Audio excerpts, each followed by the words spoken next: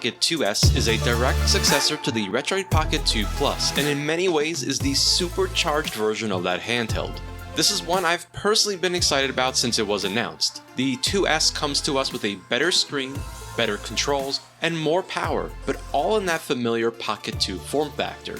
The 2S comes with a UNISOC T610, which will be the first time that this specific chipset has been featured on the channel, and so we will explore its capabilities and see how it compares to its brother, the UNISOC T618. This should be a pretty fun look at a device that I think many will enjoy, and the best part? It starts at only $99 US. So please join me, Rob, the Retro Tech Dad, as we explore Retroid's latest offering and see if the 2S is the serious upgrade Pocket 2 fans have been waiting for.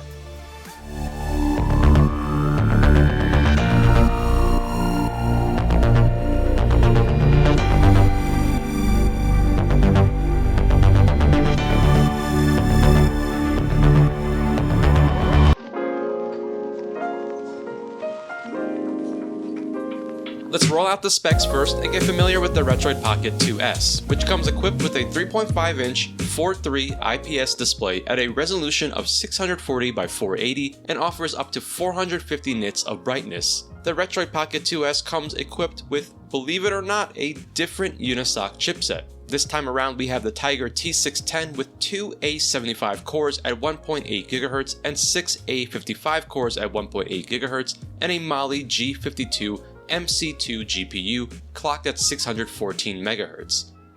There are two configurations available with either 3GB or 4GB of LPDDR4X RAM and either 32 or 128GB of eMMC internal storage, which is expandable via the microSD slot. The version I purchased here is the base $99 model that comes with 3GB of RAM and 32GB of internal storage. We have Wi-Fi 802.11ac with Bluetooth 5.0 and USB Type-C for data and charging, as well as a mini HDMI for TV out functionality. The Pocket 2S features a 4000 mAh battery and Android 11 out of the box. It is available now directly from the Retroid website, starting at $99 US for the base model or $119 US for the 4GB 128GB model, plus any applicable shipping fees or taxes. It is also available for purchase from Aliexpress. Let's go ahead now and unbox the Retroid Pocket 2S and see what comes in the box. For anyone that has purchased some of the more recent Retroid Pocket devices, this outer packaging is pretty standard for Retroid and very clean and minimalistic. Going around the box, there isn't much to make note of except for the one side that details the color and configuration that you have. The 2S comes in 16-bit, black, retro, indigo, clear black, and the clear green, which is the one I went with. Okay, let's get my trusty knife and crack the seal open and continue on to see what's actually inside. I always love the fold-out package that Retroid uses here, and it looks like we have an included screen protector right up front, and finally the very elegant Retroid Pocket insert, which actually has some information on the opposite side. And I'm super excited because I can see the clear green peeking through the protective baggie, and it really does look pretty awesome. Let's quickly get the 2S out of the package and put it aside briefly so we can check out what else we get inside the box. And of course, waiting for us right in the center is the standard USB-A to USB-C cable, and this does look to be of a nice length. We've got the plastic insert which holds the 2S in place, and nothing particularly exciting about this. It looks like we've reached the bottom of the box and there's nothing else here that is included. So let's bring back the Pocket 2S and release it from its baggy prison and show off its new digs. Nice and slow, and the green is looking so nice already. So I'll immediately comment that it's definitely not as deep of a green like Nintendo's Jungle Green that we've seen on the Nintendo 64. This almost feels like a minty green, if that makes any sense. And wow, just initially in the hands, this really feels nice and is exactly what I was hoping for coming from the Pocket 2 Plus. So this is probably as good of a time as ever to start our tour around the Pocket 2S and get really intimate with the device. Starting out as always at that top right, here we have the stacked shoulder button configuration, and one of the first key changes, which is the inclusion of those analog triggers. In fact, I like these more than what was on the Retroid Pocket Flip since they have a slightly larger surface area. Everything is pressing down nicely. I am able to press down at all points on the top shoulder button, and for the trigger, movement is smooth without any issues. Let's continue along the top, and first we have the power button, volume up and down rocker, the USB Type-C port for data and charging, and then the very much appreciated mini HDMI port for display out. And then the stacked shoulder buttons on the left side, which are also pressing down nicely, and movement for the trigger is nice and smooth. Along the left side there is nothing worth noting, and then on the bottom of the device we have the micro SD slot, which is protected by a cover that swings out to reveal access. Right beside that we have the 3.5mm headset port, and then nothing else at the bottom here. Similar to the left side, there is nothing worth noting here on the right. Now on the back of the 2S, it's very clean with no branding and nothing else worth noting here. On my device you can see the battery and other internal components peeking through, which we will definitely be looking at closer soon enough. Let's head on over to the front side and start to explore a lot of the changes that Retroid made with this form factor. Up top we have the select button, and below that the Vita style D-pad, though I'd say this is closer to what we've seen on something like the Odin Pro. This is a very satisfying D-pad to press down on, and I really like the movement here with its solid pivot. Taking a look at this D-pad from the side, and you can see how it presses down at each end and see a different angle for that movement at the center point. Now below that we have another obvious change compared to past Retroid devices, which is the inclusion of this analog stick that is nothing like the Switch style ones we've seen in the past. The way these move and feel mimic more of what you see on a standard controller like that on an Xbox controller. This has got really nice movement, and I'm excited to see how it performs in-game. You can also see how it sits above the face of the device, and it surprisingly doesn't stick out all that much. And below the analog stick we do have one of the front-firing stereo speakers. Now moving along the bottom, below the 3.5-inch display, we do have dedicated Android buttons, which is a very nice inclusion. So we might as well keep going here and check out that right side stereo speaker. Now at the top, opposite from the select button, we have the start here. And then the face buttons, which are membrane based and set up in the Nintendo BAYX configuration. These are pretty nice membrane based buttons that press down well with a good amount of travel. These are less stiff than what I experienced with the Retroid Pocket 2 Plus. I will say that they are a little bit noisier than the 2 Plus face buttons, but overall I do think I prefer these as they are easier to press down on. Now let's look at these from the side and check out some of that travel, as well as how these sit above the face of the device when fully pressed down. And finally the right analog stick, which has no issues with movement or clicking in for that R3. So I think it's as good of a time as ever to turn this on for the first time and check out that initial setup experience with the Retroid Pocket 2S.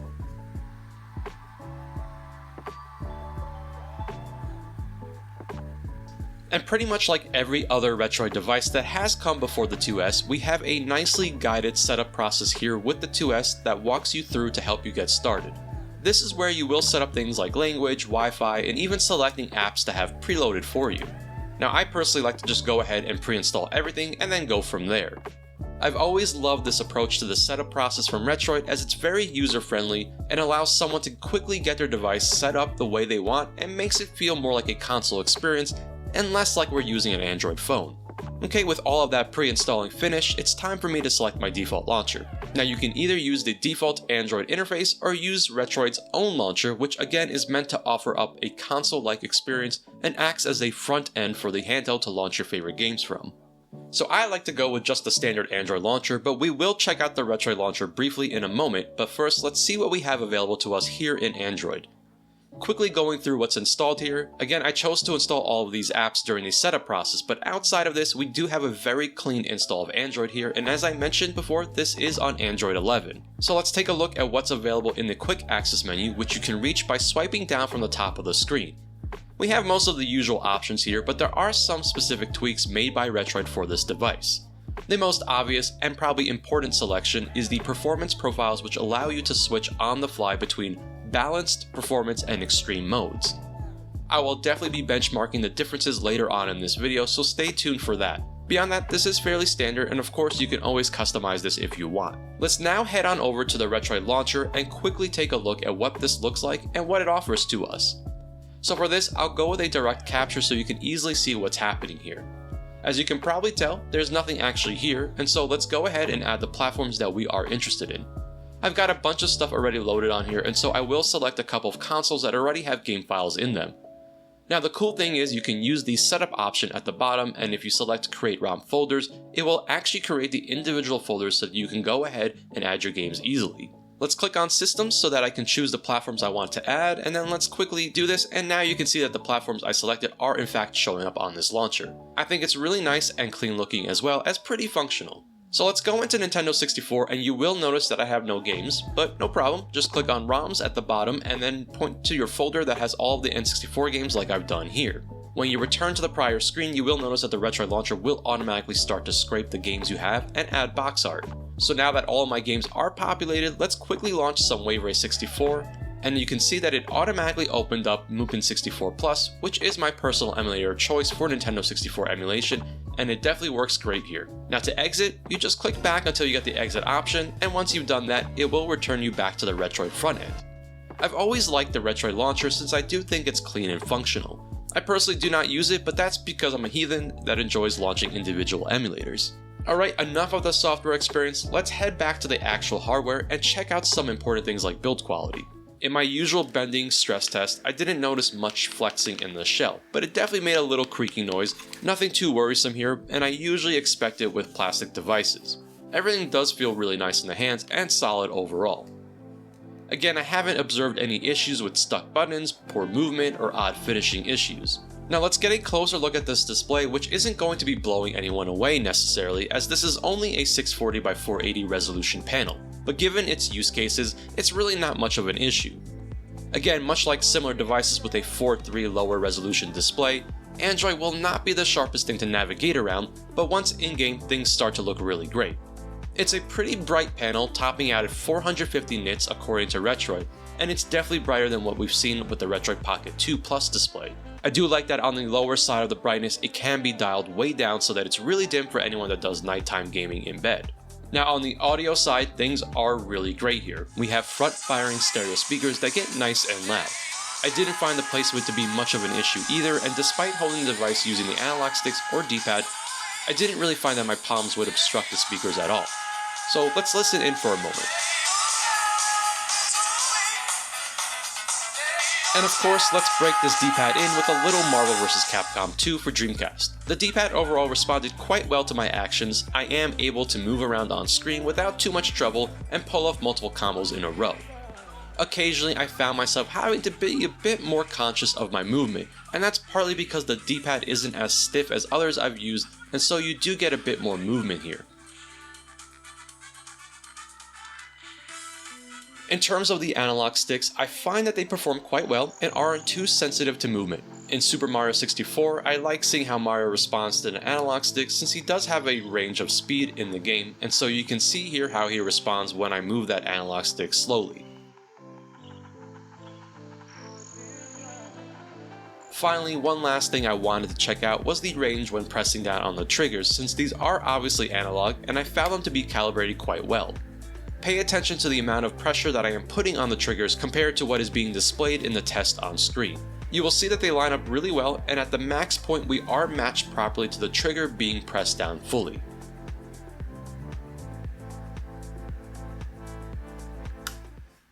So let's now round up some other handhelds and start sizing up the 2S with some hard numbers on measurements, weight, and size. As I always do, I've got a few different handhelds joining us, and for this I decided to bring in handhelds with similar form factors, so mainly smaller 4:3 aspect ratio devices that are mostly pocketable and in a similar price range. So let's get the 2S on a scale and get some numbers with it, weighing in at just a little under 7 ounces or 196 grams. And here's a blast from the past, with the Pocket 2 Plus coming in at an identical weight of 196 grams and just shy of 7 ounces. Let's get one of my personal favorites out, the Anbernic RG405M, which is a metal handheld coming in at a little over 9 ounces or 263 grams, and this is a device that has a slightly larger 4-inch display. And then a budget favorite of mine, the POW Kitty Arcade 2023, weighing in at 174 grams or a little over 6 ounces. And finally, one more Anbernic device with the RG353PS, coming in at 7.5 ounces or 212 grams. Now let's size up the 2S to these other devices with the Anbernic handhelds up first, and at the top we have the RG405M with the 353PS at the bottom. The Retroid Pocket 2S does come in smaller than both of these devices. And then here's the Powkiddy RK2023 below the 2S, and the RK2023 is the smaller, more compact device here. Let's get a nice overhead view of all these handhelds lined up to check out the thickness of these devices.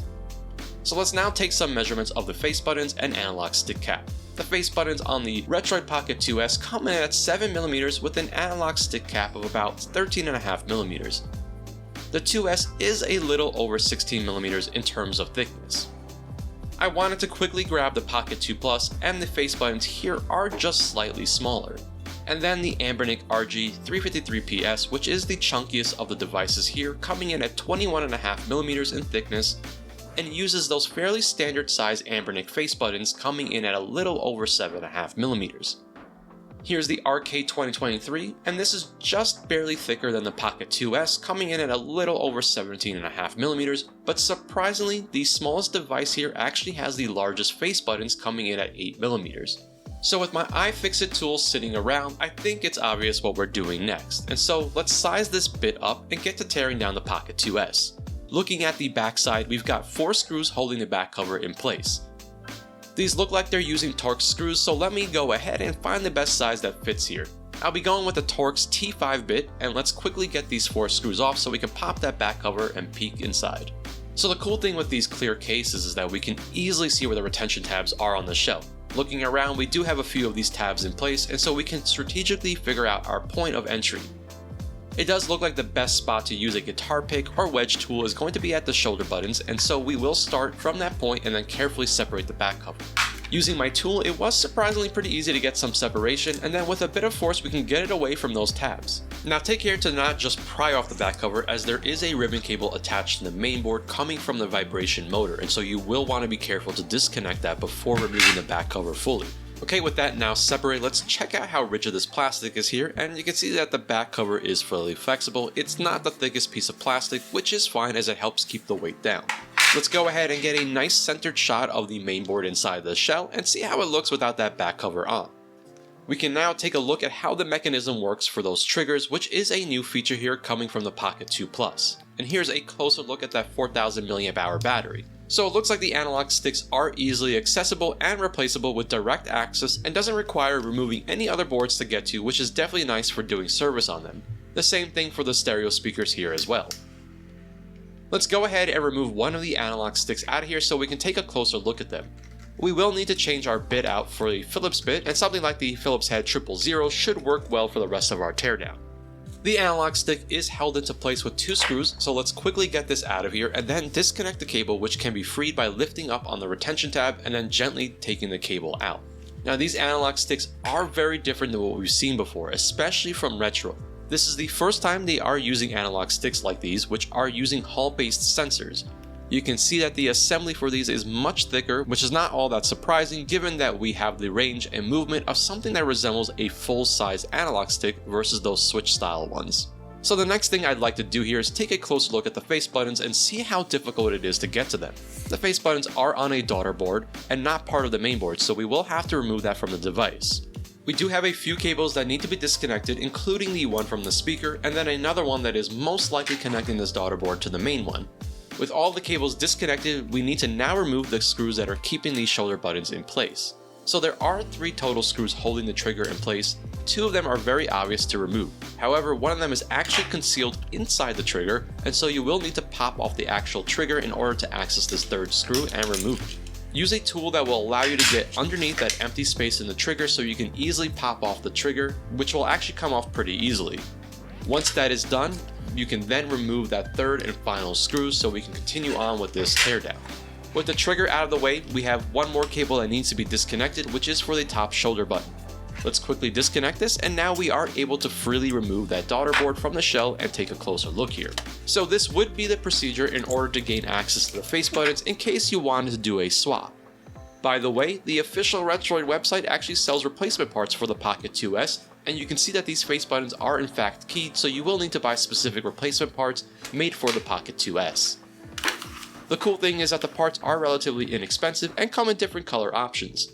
I'm thinking I might actually go with an all black or all white look for this clear green, which would be pretty cool and definitely disappoint Joey from Joey's Retro Handhelds, who happens to love those Skittles buttons. So enough of that, I've satisfied my own personal curiosity here, and we were able to check out the process involved for the analog stick removal, face buttons, and battery access. Let's continue on with our in-depth tour and check out an area I am very much intrigued by, as the UNISOC T610 is a new chipset for my channel and is a slight variation of the UNISOC T618, which is definitely not a stranger to my channel. I will be spending a little more time here so that we can get a better understanding of what to expect here with the T610. First, I will look at the T610 on its own, measured using the 3 different performance profiles that are available on the Pocket 2S out of the box, and then I will compare the best numbers of the 2S against the T618 in the Retroid Pocket Flip, which should give us some of the best possible numbers on a T618 device. Finally, we will compare numbers between the Retroid Pocket 2 Plus and 2S to see just how much of a performance gain we are getting here. So let's start out with some Geekbench 6 and check out what we can expect with the 3 built-in performance profiles on the Retroid Pocket 2S. For Geekbench 6, there isn't a whole lot of differences between the numbers here, and we will have to see if the story stays consistent throughout the rest of our benchmarking tests. Moving along to the 3D Mark Wildlife test, we're now starting to see where maybe there is a difference in the performance profiles. I ran the test a few times and ended up with pretty consistent numbers, and so yes, both Extreme and Performance share the same numbers, whereas you can see that Balance Mode is definitely falling way behind, which tells me that clocks are probably not as high on the GPU side, given that 3D Mark is a GPU focused test.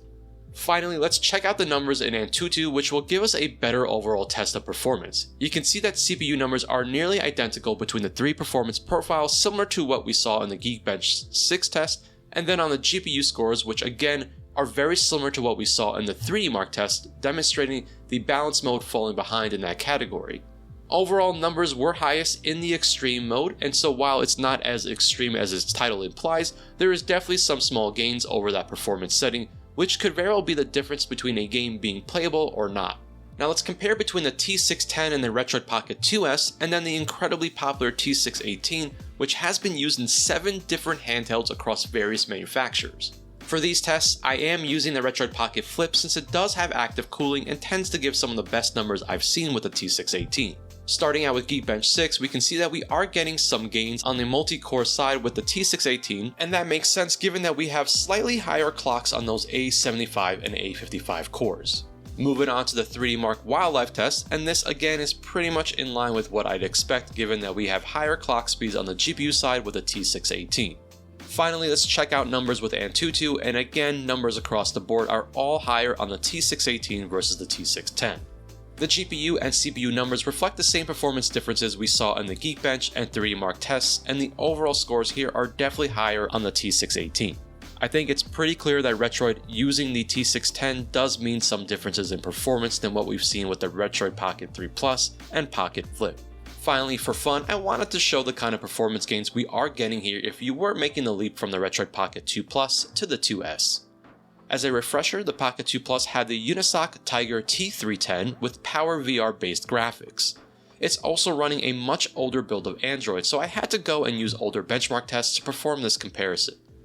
So let's check out Geekbench 5, and the T610 manages to hang on in that single core score, but once we look at the multi-core numbers, we are getting almost double the performance with the T610. And lastly, for GPU testing, I used Slingshot Extreme, and the T610's Mali-based GPU absolutely blows away the PowerVR-based GPU in the T610 with nearly 3 times the performance. No doubt that going from the Pocket 2 Plus just based on performance alone is a significant upgrade. So enough of all these fun numbers, let's check out some actual games running on the 2S, and we will start with some native Android gaming. Now, because we are dealing with a lower resolution 4x3 display, the same issue I've mentioned in different videos with similar panels will be present in that not every Android game will scale well to this lower resolution and 4:3 aspect ratio. But let's check out some games that do scale well and how other games handle this issue. First up, we have the native Android port of Teenage Mutant Ninja Turtles Shredder's Revenge, and this is a game that was designed for the widescreen aspect ratio, and so the game does maintain its aspect ratio here. And as such, we do lose out on some of that usable real estate. Regardless, the 2S obviously has no issues playing this game, and it is nice having access to the Android version here. Now, another Netflix exclusive game that received an Android port is Shatter Remastered, which is an Arkanoid style game with cool graphics and great music. This is a good example of a game that does in fact scale well to the 2S resolution and aspect ratio. If you haven't checked out Shattered Remastered, I definitely recommend this one. I'm hoping to feature it in an Android gaming showcase at some point, focusing on those Netflix exclusive Android games. One more fun native Android game is the excellent port of Thumper, and this is one that I've talked about before on the channel and actually featured it in this Android gaming showcase, which I definitely recommend checking out if you're needing some game recommendations. In fact, I have an entire playlist of these kinds of videos. Thumper yet again is a good example of a game that has no issues with the 4:3 aspect ratio and lower resolution.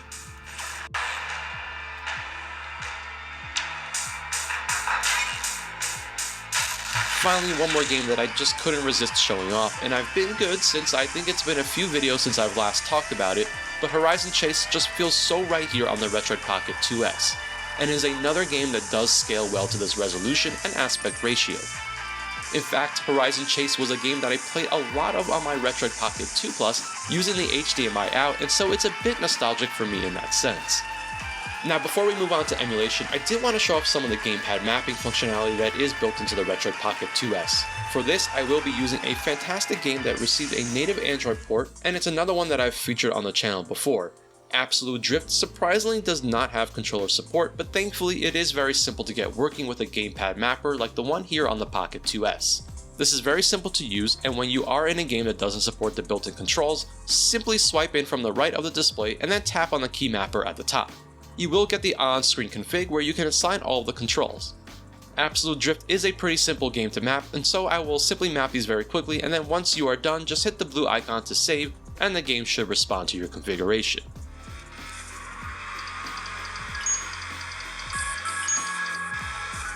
So let's now dive into the world of emulation, and with the Retroid Pocket 2S there's going to be a whole lot of it. The 4:3 aspect ratio is really ideal for many platforms, and with the power of the UNISOC T610, consoles like the PlayStation 1, Dreamcast, Nintendo 64, and earlier will not be much trouble for this device. PlayStation 1 in particular will be really great, and emulation using something like DuckStation with upscaling will make PS1 games look fantastic here. Plus, the Retroid Pocket 2S has the analog sticks positioned like a PlayStation controller, and so really it is a great fit for the platform. Games like Ms. Pac-Man Maze Madness, which you've probably seen playing in the background, run great. And here's a bit of Crash Bandicoot 3 Warped running on the 2S, and it's pretty obvious that PS1 content will shine on a device like the 2S.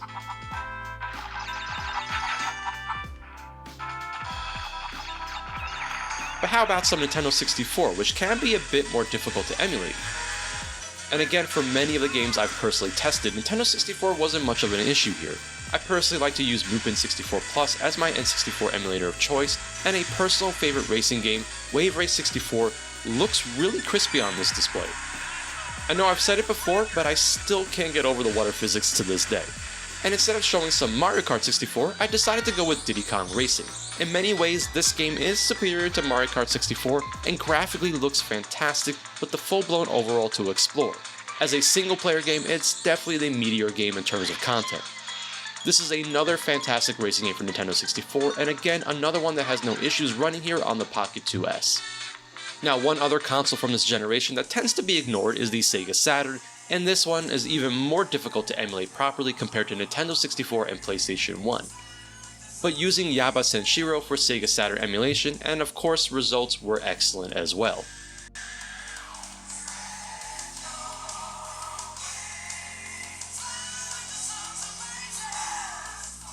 Finally, let's talk about Sega Dreamcast, which will really shine on the Retroid Pocket 2S.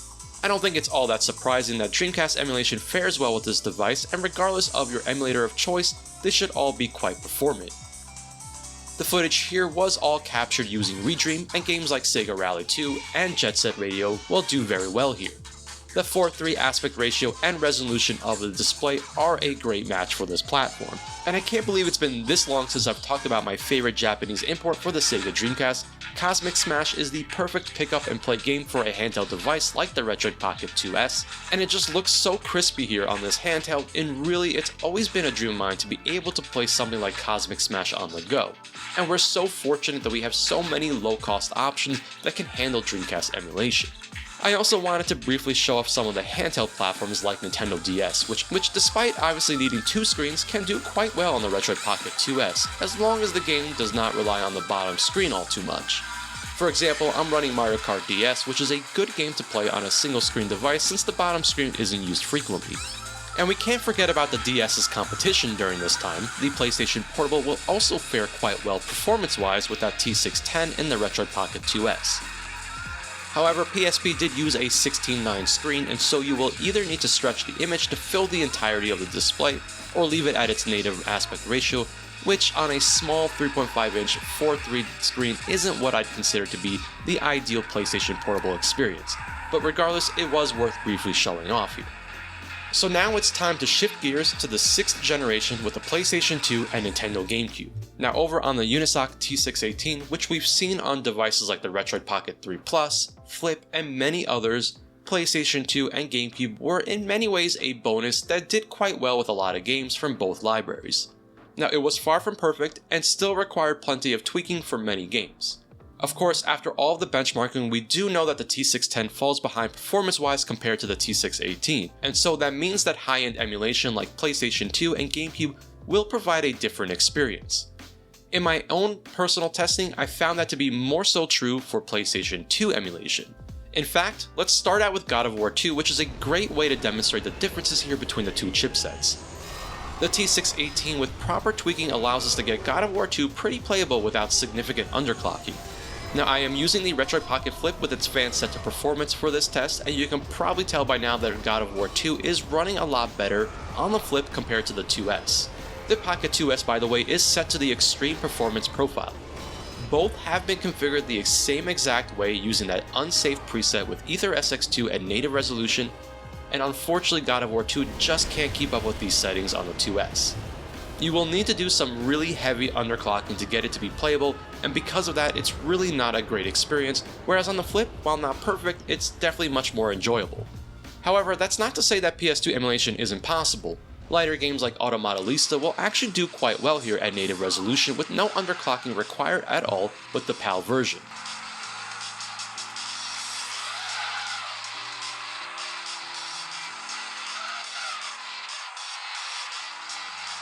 And here's another great PS2 game. Ape Escape 2 actually surprised me as it seemed to do quite well in native resolution, and again, no underclocking needed using the PAL version.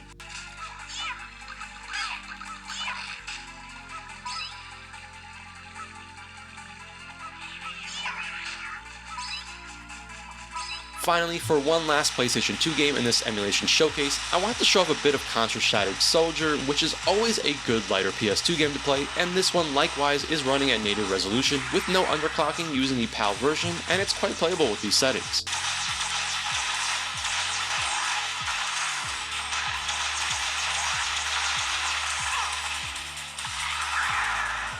Now moving on to the other heavier to emulate 6th gen console, the Nintendo Gamecube. Surprisingly, the Pocket 2S fared a little bit better with Gamecube emulation, and I did have much better results with games that I would have expected to fare worse performance-wise. For all the games in this segment, I am using the included Dolphin for handheld that comes pre-installed with the Retroid Pocket 2S. Resolution will vary based on the game, but using the quick settings, it's very easy to quickly change on the fly to help with performance. The nice thing about that ability is that GameCube games tend to fare quite well with the lower resolution scaling because of the smaller 3.5-inch display. The image is still quite sharp even at 0.5 or 0.7x resolution scale. So you've probably noticed by now that I've got Luigi's Mansion running, and results are quite good here being set to native resolution. It's definitely the perfect game to get you ready for Halloween next month.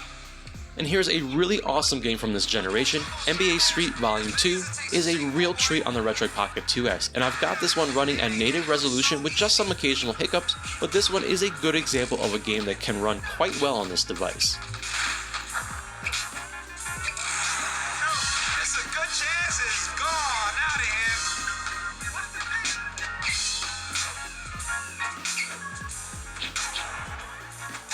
Lastly, I wanted to show off a bit of Metroid Prime since it's pretty much where I'd say we are hitting the limitations of the Retroid Pocket 2S, and it's certainly running, but I don't think it's smooth enough to be playable even at 0.5x resolution. As I mentioned earlier, treat Gamecube and PlayStation 2 emulation as a bonus for a device like this, and the fact that we can still play a good portion of the library on a handheld that starts at $99 is still nothing to discredit.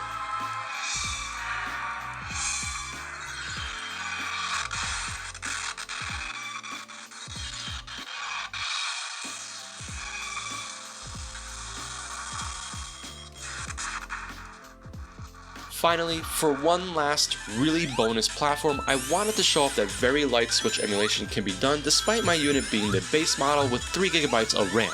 I've got Skyline Edge version 69 here, and I tested out something like Scott Pilgrim vs. the World, and it's actually pretty playable on here, but for me, this is not a device I would bother with much when it comes to Switch emulation, mostly because of that 4:3 aspect ratio, but hey, it's still fun to check it out.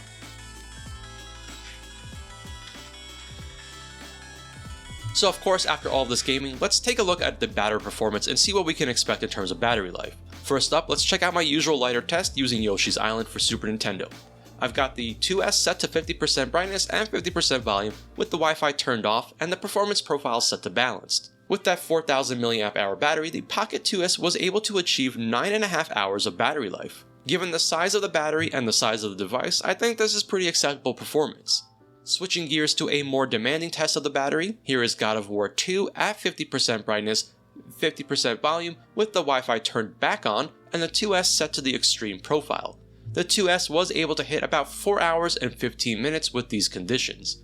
And so I think this does help give us a decent range of what to expect when it comes to battery life, and for most should be more than enough. Finally, I wanted to record the surface temperature of the device after some demanding gaming, and it does get a little bit warm to the touch, but nothing that felt too hot to hold. It's noticeable after some time, but as you can see on the front, the device does get over 40 degrees Celsius on the display, whereas the temperature does start to drop at the face buttons and D-pad. On the back of the 2S, temperatures also stayed in a similar range depending on the location. At the battery, we reached about 40 degrees Celsius, and right above where the processor sits, it did reach about 43 degrees Celsius, and then drops as we move towards the outside of the handheld. The numbers here are what I would consider to be in an acceptable range, and again, it's warm to the touch depending on the spot, but nothing that is concerning. So one last thing I wanted to do before we wrapped everything up here, and that is actually take a look at the Retroid Pocket 2 Plus and compare it against the 2S. The Pocket 2 Plus is actually a device I owned and very much loved well before I launched my own YouTube channel. It's had a few appearances here and there, but it's nice to show it off again since this is a unit that I've held onto because I actually quite enjoy the form to this day. Now, if you weren't a fan of the blocky shape of the Retroid Pocket 2 line, then this will most likely not change your opinion all that much. However, for fans of the Retroid Pocket 2 family, the 2S is certainly a worthy upgrade that brings plenty of changes to that form factor. Right off the bat, you can probably tell that Retroid changed up the location of the analog sticks, moving them to the bottom and then moving the D-pad up top. Not only that, the analog sticks on the 2S are a huge improvement over what we had with the 2 Plus, which had a switch-style stick on the left and a not-so-great slider on the right. The D-pad is also different here, with Retroid opting to move over to their Vita-inspired D-pad that we've seen with the Retroid Pocket 3 and then of course on the Odin devices. But that's not all of the changes, as we now know that the 2S also has the inclusion of analog triggers for the L2 and R2, and it is another welcome improvement. Now moving down the list of changes, the displays are quite different here despite maintaining that same 640 by 480 resolution. It's pretty clear to me that the display is superior on the 2S. I do prefer its color and temperature as well as its brightness that is definitely better than what was present on the Pocket 2 Plus. And of course, the changes under the hood which we've seen are pretty substantial, giving the 2S a nice performance bump over what we had with the 2 Plus, and I do really appreciate that Retroid did all of this and still managed to keep prices low and competitive for newcomers or for those that wanted to upgrade. And with that, I do think it's time to wrap things up here, and really what else can I say except that we as gamers are so very fortunate that options like the Retroid Pocket 2S exist. At that $99 starting price, what we are getting here is a pretty fantastic value. The amount of games that you will be able to play and enjoy on this device is staggering, and if you've held on to your Retroid Pocket 2 Plus for this long, I do think the 2S is a worthy improvement over its predecessor. What we get here is a better overall package, incorporating some of Retroid's own refinements over the years since the 2 Plus released. If you're wondering whether to spend the extra $20 for the Model Up, I'd say it's still a tremendous value as you do get 4 times the internal storage, and on that basis it might be worth it alone. However, I don't think it will give us much in the way of performance gains, and so that shouldn't be the concern if you're eyeing that $99 entry point. Regardless, both models are great values and the Pocket 2S is a really solid handheld overall. I'm excited to continue to explore what the T610 can offer us, and perhaps dive in deeper with the chipset. But until then, as always, I am the Retro Tech Dad, and thank you so much for watching.